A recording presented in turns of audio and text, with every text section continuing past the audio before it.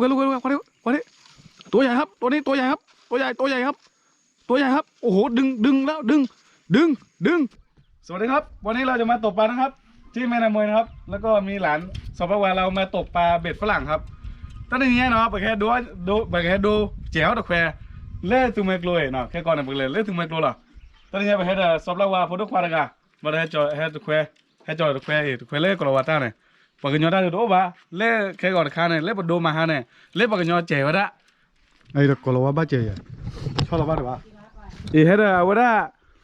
เอาเล่อีแต่ละกันเล่เนี่ยเอาเจ๋วเนี่ยจะน่าละอีตะกุเชียบ่ๆนะแค่ก่อนกันเลยกูบ้า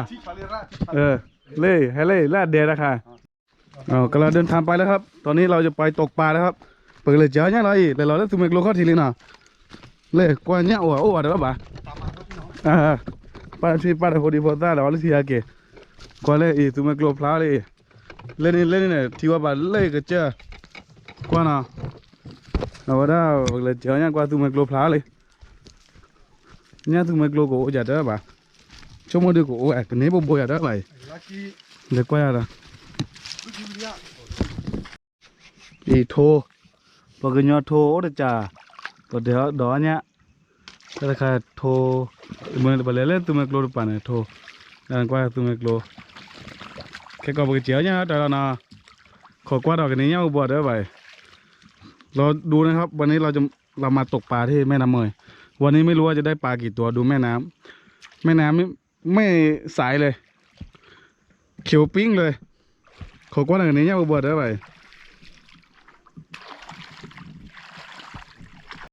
สาธุอีกเจียเนี่ยเลยชลปาร์เตะอีกฮีเนี่ยเวลาจำได้เลยแต่ว่ามาลอยแล้วได้ยังกว่าอย่างที่เชื่อว่าจำได้เลยไอ้จะคว้าอะไรเวลามาเตะเพลย์เราบลาเราเนี่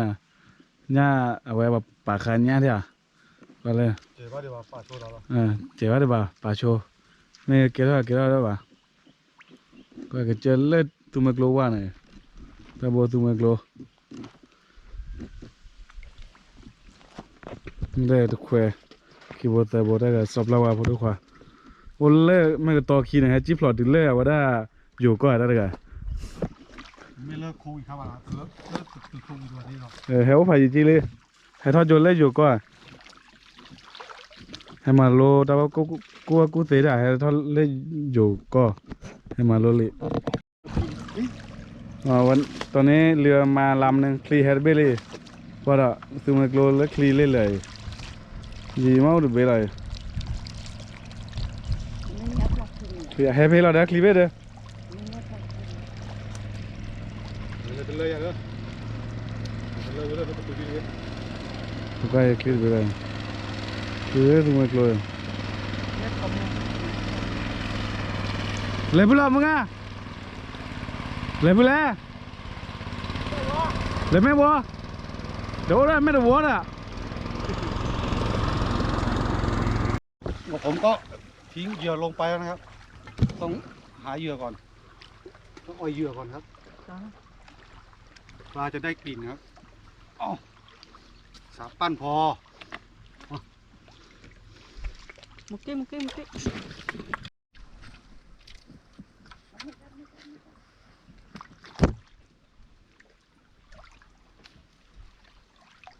วันนี้เนี่ยกันหนูแล้วเท่าเนี่ยกันหนูแฟบแล้วเอาไว้สีเขียวกันเอาตั้งเท่าก่อนโอ้เป็นอะไรผมว่าเป็นว่าเท่าเนี่ยโอ้ยเด้อมาคุยแล้วนะโอ้ยคุยแล้วนะเชื่อไว้ฮะที่บ้านเราแล้วแต่ผมว่ารู้หรอ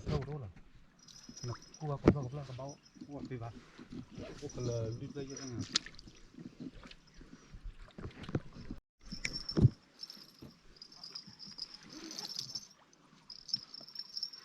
ดูเรื่องนี้ชาประมาณนี้ชาค่ะลัตตี้หรอเหยื่อเขียวครับเหยื่อเขียวดูดีเท่ากันหนูเด้อเพี้ยนล้อเลยอะไรนี่เพี้ยนล้อเลยเดี๋ยวดูดีบ้างก็พี่น้องว่าเนาะอีบัดเจ้าเนี่ยเนาะ เล่นตัวเมกเลยเอาว่าถ้าขบว่าก็เนี่ยกับบาร์บัวเด้อบ้านะกันเนี้ยเนี่ยบัวเด้อบ้าตัวเมกเลยลาตีโอ้เด้อคลีเท่าใจคลีเล่นเลยหรอมันกันเนี้ยบ้าก็ไม่มือละติดตามให้เอาไว้ช่อง YouTube ของซอฟต์ละวายนะว่าเด้อเพจซอฟต์ละวายจีกดไลค์กดแชร์จีนะถ้าชอบคลิปนี้อย่าลืมกดติดตามด้วยนะครับแล้วก็กดติดตามเพจด้วยแล้วก็ช่อง YouTube ของนักร้องซอฟต์ละวายด้วยครับ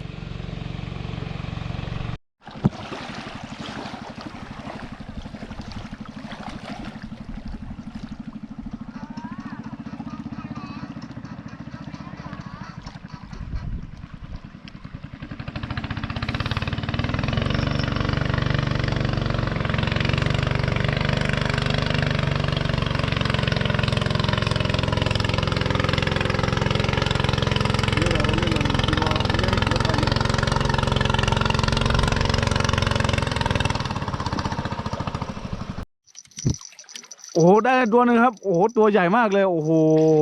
สุดยอดตัวหนึ่งโอ้โหได้ตัวหนึ่งครับเนี่ยตะโบเลยนะโอ้ขอรมมาได้ขอเล็กเดินหน้าริบเลยนะ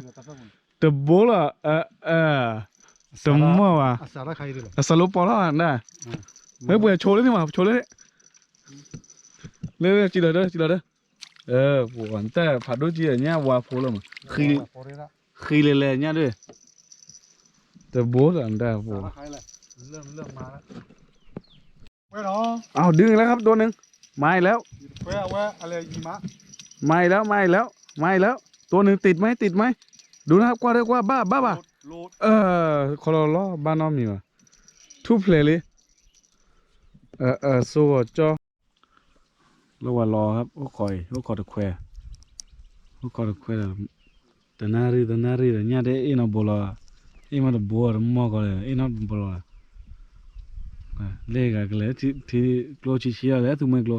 พูดลิบตาเดียปีตาบาดเลย มาพ่อเลยมากำมันนาพ่อเลย นี่ก็มาที่ว่านี่วันที่ว่านี่แหละวะโดนดีแล้วตัวหนึ่งด้วยแล้วตัวหนึ่งโอ้โหตัวนี้ใจกว่าตัวเมื่อกี้มันบ้าก็บัวเนี่ย ที่บ้าก็บัวตาบลาวเนี่ยนี่อะไรโบน่ะ2 ตัวละคีย์บอร์ดบ้าในคีย์บอร์ดเลยไปใส่ไปครับ2 ตัวแล้วลงเปิดคอเวลาทอมันเด้อ2 โลอ้าวได้แล้วตัวนึงครับโอ้โหเหมือนเดิมเลยตัวนี้ตัวใหญ่กว่าตัวเมื่อกี้โอ้ตัวนี้ตัวใหญ่เหมือนกันปลาแล้วตาปูนี่เนี่ยปลาอะไรครับเนี่ยปลามีกระดูกเนี่ยมันอะไรบ้างก่อนละยักษ์ละโอเค3 ตัวแล้วเซอร์โบรีว้าช่วยหลอดเตะเลยถ้าขับบัวหลอดเตะโคดีว่าดูอย่าละไปเด้อ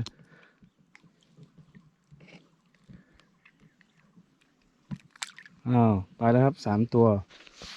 จัดไปครับ3 ตัวแล้วเอาครับพี่น้องครับน่าจะได้แล้วตัวหนึ่งครับมาแล้วครับตัวหนึ่งมาไหมถูกต้องครับมาแล้วครับตัวหนึ่งครับโอ้โหสุดยอดแล้วครับตัวที่4แล้วครับเนี่ย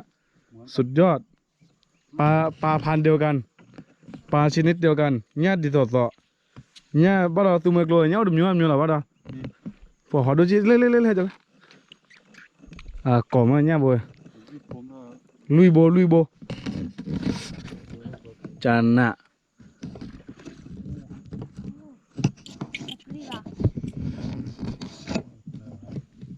ตัวที่4ในลุยโบเลยพอลุยโบมาจะมาน่ากิโลนะน่ากิโลกี่พอเนี่ยพอแบบพอตาแล้วตัวเมื่อกี้เขาถือไม่ธรรมดาอยู่เดี๋ยวนะ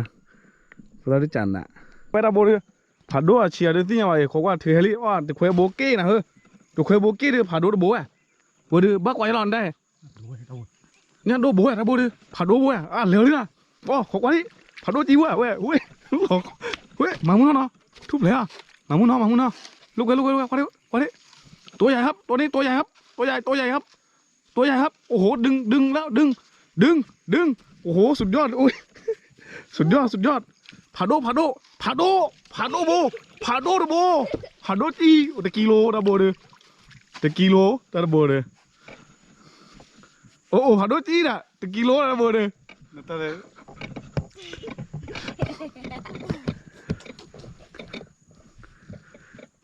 วันที่รอคอยครับ วันนี้แหละ วันที่รอคอยเนี่ยผาโดตะกิโลโอ้ย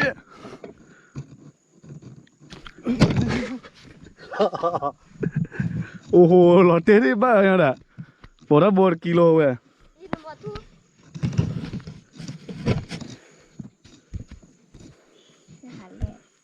Di นั่นโดนจะป้าย้อมมอยอ่ะ ป้าว่า ฮะ ป้าว่า ป้าเด้อ ป้าว่า เปิดดูเลยมันติดกูสุบุรีขี้หายเลยจริงเลย Lechu lelar kok lah. ขอได้ มาหมักโคโรนาเอาไว้กับพูดอ่ะ Babak kau sih. แล้วพ่อมึงดิพ่อมึงอะไรโอ้ได้โบผาโดโบระโบน่ะตะกิโลเว้ยน่ะดิน่ะ Coba. โอ้บ้าน่ะ Sini pandai bermal lewat itu. โดนนี่ดี